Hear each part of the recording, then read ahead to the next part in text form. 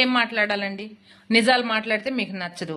అబద్ధం చాలా తీయగా ఉంటుంది, నిజం ఎప్పుడు కూడా చేదుగానే ఉంటుంది. నేనైతే ఒకటే అడుగుతానండి, ఫస్ట్ అమ్మాయిని అడిగి తర్వాత అబ్బాయిల దగ్గరికి వస్తా. ఇప్పుడు వాడు అసలుకి ఎవడండి? ఆ అమ్మాయి మొగుడా, లేదా ఆ అమ్మాయి అన్నదమ్ముడా, లేదంటే ఎవరు తండ్రియా? పోయి కొండల్లోకి వెళ్ళి రీల్స్ తీసుకోవడానికి తల్లిదండ్రులు కొద్దిగా ఆడపిల్లలను కన్నోళ్ళు కొద్దిగా జాగ్రత్తగానే చూసుకోవాలి, మగపిల్లలను కన్నోళ్ళు కూడా జాగ్రత్తగానే చూసుకోవాలండి. కాలాన్ని బట్టి మనం కూడా నడవాలి. జనం ఉన్న ప్రదేశానికి వెళ్ళి రీల్స్ తీసుకోండి, అని తప్పు కాదు. ఎవ్వరూ లేని ప్రదేశానికి వెళ్ళి అదేమంటే నా ఫ్రెండ్ అండి, ఫ్రెండ్ ఏం ఫ్రెండ్? బొచ్చులో ఫ్రెండ్ని తీసుకొని కొండల మీదకి వెళ్తారా? వెళ్తే ఇలాంటి రాబందు ఎదవలే ఉంటారు కదా. ఇప్పుడు చూసారా?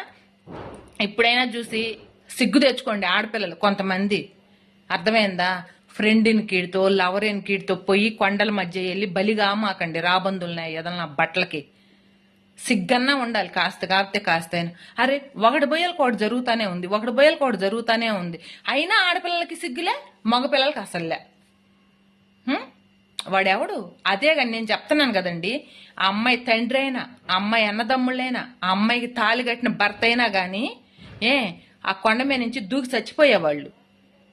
వాళ్ళు ఆ రకంగా ఇబ్బంది పెడతంటే కొండ మీద నుంచి తండ్రికి ఏమనిపిస్తుందో తెలుసా? చచ్చిపోతే ఇద్దరం చచ్చిపోతాం, బతికితే ఇద్దరం బతుకుతాం అని ఆ పిల్లకి చేతనైతే ఆ నా కొడుకులను కొట్టే ఇదన్నా చూస్తాడు. లేదు ఇంకా నా వల్ల కావట్లేదు అనుకున్నప్పుడు కూతురుని తీసుకొని కొండ మీద నుంచి దూకి చచ్చిపోతాడండి. అన్నదమ్ముడైనా అదే పని చేస్తాడు, తాలిగట్టిన భర్త అయినా అదే పని చేస్తాడు. ఎందుకంటే అది ఎట్టుందంటే ముందు చూస్తే నొయ్య, వెనక చూస్తే గొయ్య. అర్థమైపోయింది వాళ్ళు చంపేస్తారని. వాడు ఊరికెట్టుండి జుట్టు బిక్కుంటా ఉండాడు వాడు.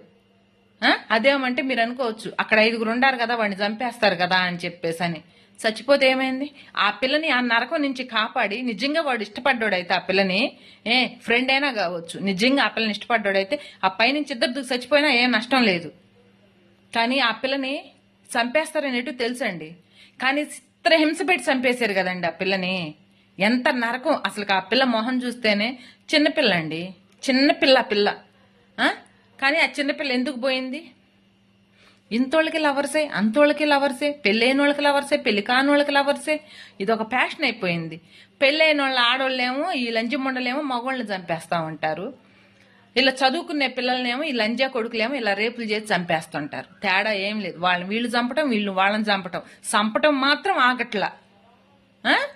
ఆడపిల్లలు చూసి బుద్ధి తెచ్చుకోండి. ఒకటి బయలు కోట జరుగుతానే ఉంది కాబట్టి ఆడపిల్లలు జనం ఉండా చాటుకెళ్ళి రీల్స్ తీసుకోండి, తప్పేం లేదు.